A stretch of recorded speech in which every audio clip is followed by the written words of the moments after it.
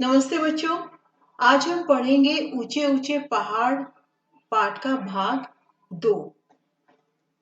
पहाड़ों के बारे में तो सब जानते ही होंगे और हो सकता है कि तुम कभी पहाड़ों में घूमने भी गए हो, तो थोड़ा सा मैं तुम्हें उसके बारे में और ज्यादा बता देती हूँ। आपको पता है, ऊंचे पर्वतों से ही नदियां निकलती हैं। हिमालय पर्वत से बहुत सारी नदियां निकलती हैं। जितनी भी बड़ी बड़ी नदियां हैं वो सब हिमालय पर्वत से ही निकलती हैं। लेकिन जब आप दूर से इन नदियों को देखोगे, जब ये पहाड़ के ऊपर से उछलती हुई नीचे तक आती है, तो ये छोटी सी धारा के रूप में निकलती है। आपके पाठ में भी दिया हुआ है ना कि नदी जब पर्वत से निकलती है तब वे छोटी सी धारा के रूप में निकलती है।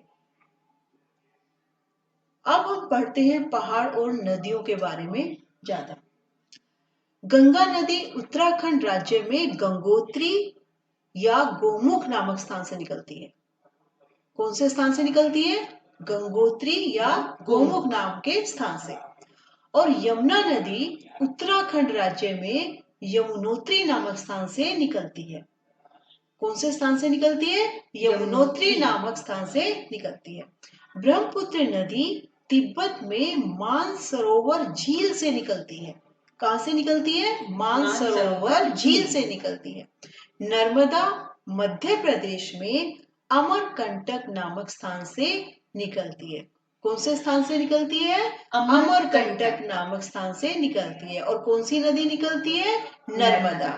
बच्चों, क्या आप जानते हैं कि भारत में एक ब्रह्मपुत्र नदी को छोड़कर बाकी सब नदियों के नाम लड़कियों वाले हैं? जैसे गंगा यमुना सरस्वती और नर्मदा ताप्ती आदि आदि। तो वो आप जो है अपने पाठ में पढ़ेंगे, ठीक है। अब देखिए हिमालय की गोद में राज्य। अब हिमालय की गोद में कौन कौन से राज्य हैं? हिमालय की गोद से मतलब ये नहीं है कि जैसे मम्मी आपको गोद में उठा लेती है। हिमालय की गोद में राज्य से मतलब है जो हिमालय के आसपास और हिमालय के पहाड़ी क्षेत्र पर स्थित है राज्य, ठीक है। तो उसको जो है लेखक ने क्या कहा कि वो जो राज्य है वो हिमालय की गोद में है। अब हिमालय की गोद में जो राज्य है उनके नाम आपको याद करने पड़ेंगे। सबसे पहले हम नाम लेते हैं हिमाचल प्रदेश। कौन सा प्रदेश? नाम मैं पढ़ूं? हाँ, बिल्कुल पढ़ो बेटा, पढ़ो। हिमाचल प्रदेश, सिक्किम, और बताओ। अरुणाचल प्रदेश, शाबाश। और बताओ। उत्तराखंड। अब आपको मैं ये कहूंगी कि आप फिर से इनके नाम को दोहराओ। हिमाचल प्रदेश, सिक्किम, अरुणाचल प्रदेश, मेघालय और उत्तराखंड। शाबाश। और इसको आपको याद भी करना है। जी हाँ। चलिए अब हम देखते हैं राजस्थान राज्य का।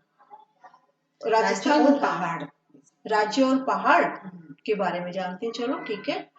तो राजस्थान राज्य में कौन सा पहाड़ है? अरावली पहाड़ है। जी बिल्कुल ठीक बोल रहे हो ना, अरावली। मैम लिखा हुआ है आपने। अच्छा, राजस्थान राज्य में अरावली पहाड़। बिल्कुल। और जो अरावली पर्वतमाला है वो कितनी बड़ी है? अरावली पर्वतमाला का कुछ भाग दिल्ली राज्य में भी स्थित है। यानी कि जो अरावली की पहाड़ियां हैं वो दिल्ली तक आई हुई हैं, ठीक है।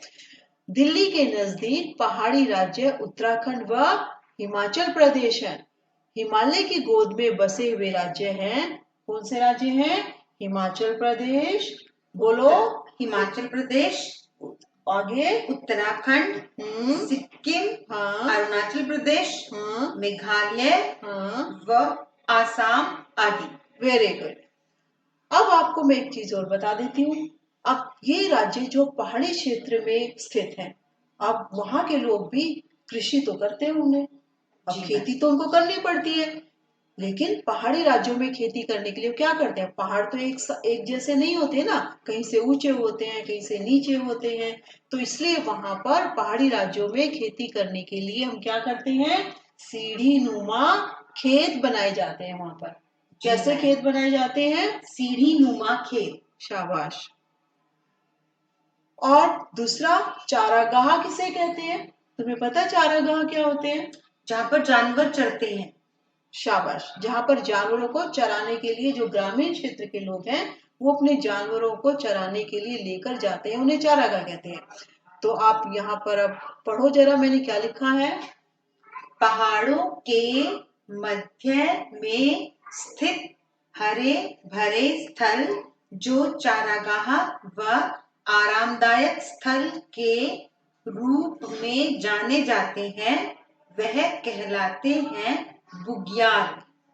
बुग्याल। बुग्याल क्या होता है? जहां पर ग्रामीण लोग अपने जानवरों को चराने के लिए लेकर जाते हैं। मैम वो वाले ग्रामीण लोग जो पहाड़ों पे रहते हैं? हाँ हाँ बिल्कुल, पहाड़ों पर रहने वाले ही ग्रामीण लोग वहां लेके जाएंगे, क्योंकि पहाड़ों के मध्य में स्थित होता है ना वो जगह, वही तो चारागाह होता है उनका वहां पर। तो पहाड़ों में रहने वाले ही वहां लेके जाएंगे, ठीक है ना। मैदानी क्षेत्र में रहने वालों के लिए तो पहाड़ है ही नहीं, तो पहाड़ों के मध्य भाग में कहाँ लेके जाएंगे। तो उसको जो चारागाह है उसको, ये नाम आपको याद रखना पड़ेगा, क्या नाम है? बुग्याल।